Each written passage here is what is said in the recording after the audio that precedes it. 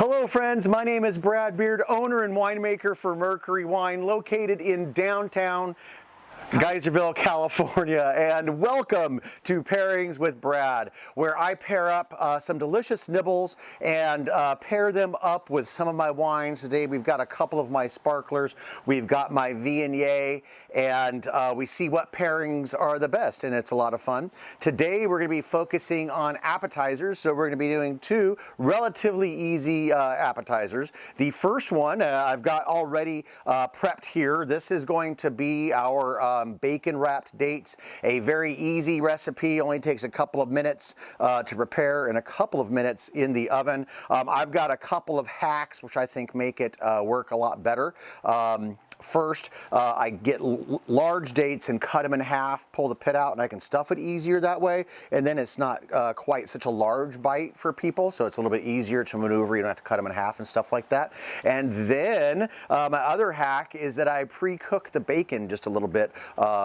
Because if you don't pre-cook the bacon, I've done it that way, and it seems to take a little bit, well, it just takes longer to get it crispy in the oven, and then by then I think they're a little bit overcooked. So we've got that going on today. And second is going to be a stuffed brie wrapped in puffed pastry and baked. Absolutely fantastic. I've got a savory one for you today, and I've got one that's got not a lot of sweetness, but I've added some fruit and some nuts and some fun stuff like that. So let's go ahead and get going with the bacon wrapped dates.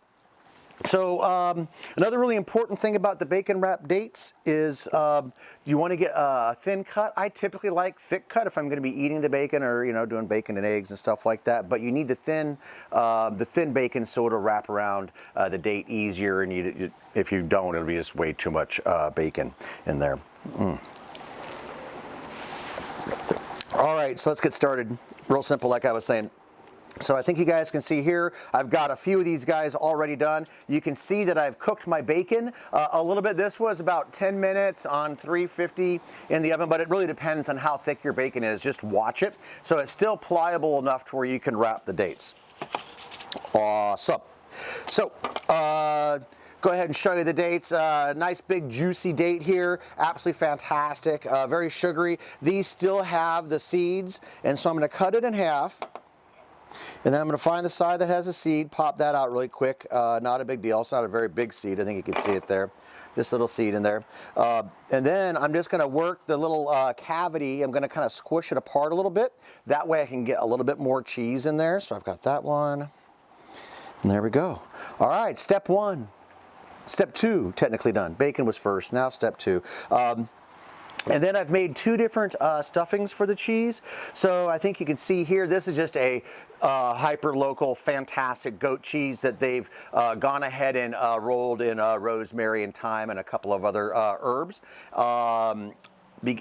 You normally would just put in regular goat cheese without that, but I'm going to be using this cheese for my cheese plate that I'm going to be creating later today anyway, so I wanted to have the ones with the herbs on it. And then I've got a little Philadelphia cream cheese, and I've got a medium-bodied blue cheese here, another local blue cheese that we get out at Point Reyes. And the reason why I'm going to add the cream cheese to it is because it's just going to calm down some of the blue flavors, because I don't think you need to have that much blue. Once you've stuffed it full of it, it would be just a little too much. So I whipped those together. It's real simple. So I took basically about a half an ounce of each one of these cheeses, and then just let them sit out for a little while, and then mashed them around until they fully came together. So let's go ahead and do this one. There we go, everything is getting a little full there. So you just take a little scoop. I've got my old-fashioned teaspoon here, and then just kind of pile it in.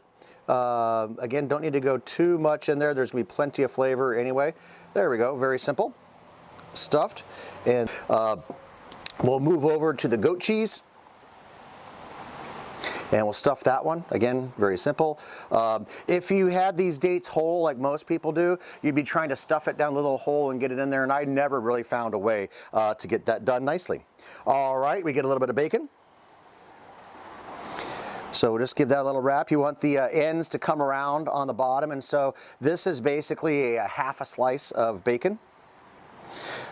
And the only advantage to not pre-cooking your bacon is that it does wrap up a little easier, but if you do it right as they come out of the oven and wrap these dates up real quick, they'll be fine. Well, that one ended up working out okay. All right, we'll do the same one to this guy. Real simple, just wrap the bacon around. Not too messy. Excellent. Now I'm going to pop these into a preheated 400-degree oven. And just let them cook. It's gonna go, for me, probably somewhere between 10 and 15 minutes. What I'm looking for is I just wanna have the bacon cooked all the way through, and since I pre-cooked this a little bit, it's gonna go a little faster. So if you don't pre-cook your bacon, it's gonna be probably 15 to 20. But you wanted to have it nice and crispy because you don't want it too fleshy for the people when they're doing it. So this is really exciting. Give me a few minutes. I'm gonna pop this into the oven, have another glass of wine, then I'll come back and see how they taste. Thanks. Okay, my friends, we are back. We have got the dates out of the oven.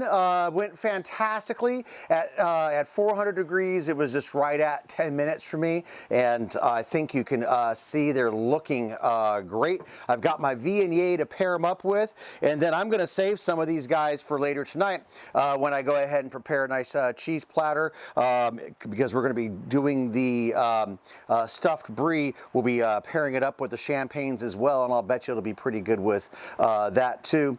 One more pro tip: the other reason why I chose the blue cheese and the goat cheese, because they're going to be going on my cheese platter later, and it was just perfect to smash in there. So let's go ahead and get a little bit of wine. This is our 2019 Alexander Valley Viognier. Viognier is known for beautiful aromatics. This one has it.